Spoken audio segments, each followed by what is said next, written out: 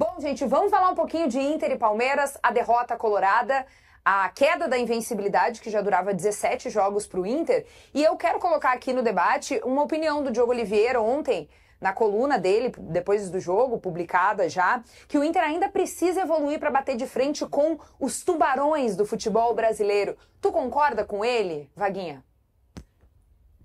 Na última linha, o que falta é qualidade. Ontem faltou qualidade. O Palmeiras também não tinha titulares importantes e o Inter perdeu jogadores importantes, isso é inegável. O Inter perdeu o Wesley, que não fez gol ainda na temporada, mas é um jogador decisivo, que cria situações, e perdeu o Carboneiro, que estava jogando bem, estava encaixando no time. E as peças que entraram não conseguiram, ontem, contra o Palmeiras, um adversário de alto nível, manter o rendimento, Kelly. Então, precisa evoluir, sem dúvida alguma, mas como é que se evolui na comparação com um grande time? Porque eu quero ser campeão brasileiro, tá? No momento dos grandes enfrentamentos contra Flamengo ano passado, Botafogo ano passado e Palmeiras esse ano, o Inter não ganhou. O Inter perdeu. Então isso me deixa preocupado, embora eu acredite que o Inter possa ganhar o Campeonato Brasileiro se ganhar dos não candidatos ao título, né, fazer enfrentamento. Por exemplo, ano passado o Inter ganhou do Palmeiras. O Inter fez 4 pontos contra o Palmeiras no ano passado. Então é muito relativo isso. Mas no confronto direto a gente está sentindo realmente que está um pouco abaixo. O jogo de ontem, tá, Kelly, foi um jogo muito equilibrado. Muito equilibrado, e o Palmeiras não deixou 1 milímetro para o Inter. As chances que o Internacional teve foi numa bola parada. A primeira, numa bola parada do Alan Patrick, uma cobrança muito boa na cabeça do Valencia, que ele não consegue tirar do goleiro, e uma outra que é um chute do Bernabé que respinga nele, bate no zagueiro, é meio xiripa, e ele fica aí, ó. Essa é uma chance, tem que fazer o gol, né, gente? Tem que fazer o gol. E depois a chance do bate-rebate, que ele também, na frente do Everton, perde o gol. E aí eu não tô falando de um reserva do Inter, eu tô falando de um titular do Inter, que é o Valencia. Então ele tem que botar a bola na casinha. Agora, o enfrentamento foi no Beira-Rio, foi dentro de casa, tinha 30 mil torcedores. Ó, essa bola aí, ó. Tem que fazer o gol, gente. Tem que fazer o gol. E foi um enfrentamento equilibrado, Kelly. É isso que eu quero te dizer. E assim, foi a primeira derrota do Inter na temporada. Então a gente tem que separar as coisas.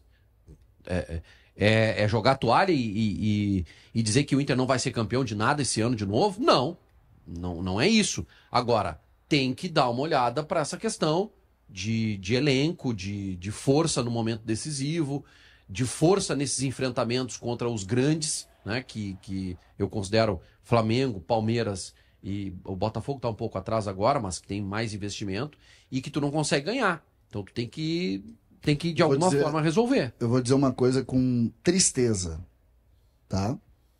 Para mim ontem o Inter fez o melhor jogo dele. Então tu não viu o jogo. Não, é que vocês vão entender. Não, tu não viu o jogo. Vai entender. Não foi o melhor jogo dele. Deixa eu te explicar, tu vai entender. E eu digo com tristeza porque o Palmeiras veio jogar em Porto Alegre com medo do Inter. O Palmeiras chegou aqui muito, mas muito estudado. O Palmeiras tem um grande time de futebol e jogou aqui muito estudado. Tanto é que nós temos pouquíssimas oportunidades de lado a lado. O Vaguinha pega bem, muitas oportunidades meio xiripentas, assim, né? Meio bate-rebate, roubada de bola, erro individual. Um jogo difícil que ganhou uma equipe que eu acho que estava melhor, porque com as substituições do Inter, o Inter perde força na frente, mas é um jogo igual. A gente teve o Flamengo... O gol do Palmeiras é erro individual. O Inter tem uma defesa muito forte, gente, mesmo com o Rohel, tá? Mesmo com o Rohel, o sistema defensivo do Inter funciona muito bem, e eu discordo de ti, o Palmeiras não veio com medo, César. O Palmeiras veio respeitando. O Abel estudou o Inter e respeitou o Palmeiras, mas medo do Inter, não. Não, eu quero dizer medo no sentido de vir fazer o enfrentamento sabendo que pode perder, nesse sentido. Tu pega, por exemplo, a gente viu o Flamengo vindo aqui contra o Grêmio e caminhando no campo. Ou seja, sem nenhum respeito pelo Grêmio. E não é o que aconteceu com o Inter ontem. Mas é que tem duas escolas diferentes. Longe de o Inter ter feito o melhor jogo, César. O Inter não jogou bem. Tá, mas tu entendeu? O Inter faltou qualidade pelos lados, que sempre teve. O Inter não jogou bem porque pegou, eu vou parafrasear o Guerrinha, porque encontrou um marido. Encontrou o quê? Encontrou um marido. Porque a gente disse que o Palmeiras vinha bem e o Guerrinha disse no salão, amanhã o Palmeiras vai encontrar um marido. Informação. O Inter encontrou um marido. Um abraço pro Guerrinha. Mas a questão é a seguinte, o que fez o Abel? Tem duas escolas. O Flamengo joga, o Palmeiras compete. O Flamengo joga na sua excelência e é melhor que os adversários na sua excelência. E o Palmeiras tem qualidade e compete. O Palmeiras fechou os lados do campo. Os dois lados estavam fechados, os laterais do Inter não atuou, o Bernabé teve uma atuação ruim e o Aguirre não apareceu porque foram bem fechados. E o Aníbal Moreno, o Alan Patrick, no intervalo, ele foi pro vestiário do Inter e o Aníbal Moreno foi atrás. Senão, não, agora não precisa, é marcação individual, mas até aqui. O Alan Patrick foi bem marcado. E aí tu pega um adversário que é melhor do que tu, que compete que nem tu e que te anula, tu vai para individualidade, para questão técnica. O Palmeiras mostrou que ele é de uma outra turma. O Inter encontrou ontem, como havia encontrado contra o Flamengo, um time de uma outra turma. O Inter cresceu? Cresceu. Mas o Inter mora lá no 15º andar e Palmeiras e Flamengo moram na cobertura. E essa é a realidade do futebol brasileiro. O Inter melhorou muito? Sim. Mas o Palmeiras e o Flamengo são melhores do que o Inter. Quando o Flamengo, sem Gerson, Arrascaeta, Danilo, empatou com o Inter jogando no limite, eu já tinha dito isso. Eles são melhores do que o Inter. É a realidade.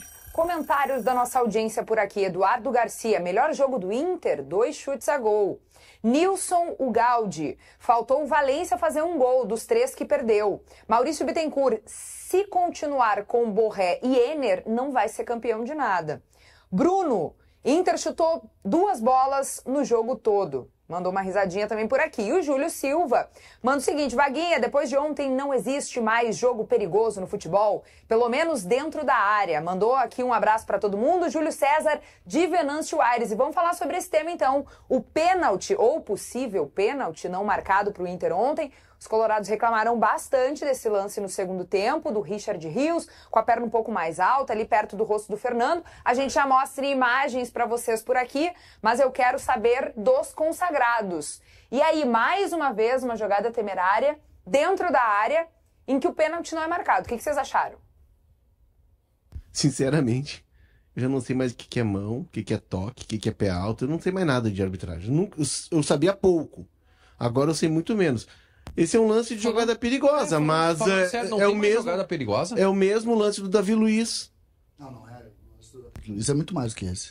Tu acha? Mas não existe mais jogo perigoso. Eu tô perguntando sério, não existe mais o jogo perigoso? Eu acho que pela nova, vamos lá, agora interpretação, porque, assim, com essa nova comissão, no mínimo, parece que se pegou na bola e depois no jogador. Nesse caso ele erra em bola, mas é que assim, não, ele pega de canela na bola. O que eu aprendi, tá? Quando eu jogava futebol era assim: tu ergueu demais o pé, é jogo perigoso. Isso. Se tu não encosta no adversário, é jogo perigoso. É o lance do Gustavo Martins. Se tu encosta no adversário, é falta. Então, falta dentro da área é pênalti. Alguém discute que não pegou no Fernando o pé do jogador do Palmeiras? Pegou, mas eu queria colocar assim, ó, tá? Passa esse lance rápido na imagem normal, só pra gente ter uma noção ali do futebol. A gente real. Separou só em não pega na cabeça do Fernando, tá? Não pega na cabeça, na verdade, das costas. A do Ronre pega na cabeça. O pé dele não é que ele atinja. Quando ele levanta o pé dele apoia no ombro do Fernando. Não tem violência. Tanto é que o Fernando nem grita de dor nem nada. Não pega no Fernando em cheio, e o pé roça no Fernando. Mas, enfim, eu concordo com o Vaguinha. Em outros tempos, isso seria jogada perigosa. Olha, sabe o que prejudicou o Inter nesse lance aí? A cultura futebolística do Fernando. Pode ser, ele não caiu desesperado. O Fernando não cai no chão, não se atira, não valoriza. Eu acho que não. Ele sai correndo atrás pela cultura dele. Quando ele perde a bola, não. Eu acho até que ele é absorvido já pela cultura, porque ele para ali. Aliás, quando ele vê que a bola não tá com ele pega reclamando. Aliás, jogou muito de novo o Fernando. Eu só quero, na minha visão, aí vocês conhecem, não é porque é um lance contra o Inter, nós temos que parar de apitar futebol com o frame. Nós temos que parar com isso. Eu tava falando pro Léo, quando eu tava vendo o lance aqui, eu perguntei, porque eu não tinha visto o lance. E eu disse qual é o lance. Ele disse, e aí eu vi que era no lance do erro do Valência de cabeça, no rebote. Quem tá vendo o lance, qualquer pessoa que jogou futebol não pede pra parar nada. O cara segue o lance, segue o jogo. É diferente, muito diferente do lance do Rohel com o Davi Luiz, que o jogador do Inter tá de frente para a bola, ataca a bola e o pé do Davi Luiz está na frente da bola. O Fernando tá de costas. Tanto é que o pé bate nas costas. Mas em ambos não atinge o jogador. Não, O mas do Rochel não atinge o jogador. Não, mas eu acho que o do Rochel, se tu dá um pé alto dentro da área, é muito mais visível do que esse lance aí. Esse lance é de... Entendeu, Vaguinha? Esse lance o cara chuta de baixo pra cima. O do Davi Luiz, o cara tá com o pé alto pra esperar a bola. Esse não, o cara, tu vê claramente que ele tá chutando de baixo pra cima. Nós temos uma nova comissão com um italiano, um argentino e um brasileiro. São eles que analisam os Vocês não vão nem discutir. Então, assim, a gente está tendo um novo olhar sobre alguns tipos de lance que no Brasil é marcado falta e que na Europa e na Argentina, em que o jogo é mais ríspido, o jogo físico é um pouquinho mais liberado, e eles não dão essas faltas. E no Brasil a gente dava, só que agora tem uma nova comissão, tem uma nova diretriz. Isso é o senhor Edinaldo, ele muda tudo a todo momento e aí ele muda totalmente a diretriz da arbitragem. Agora tem uma nova diretriz, pelo jeito. Porque a análise do lance do Rochel, o relatório que foi distribuído à imprensa, é de que não houve nada.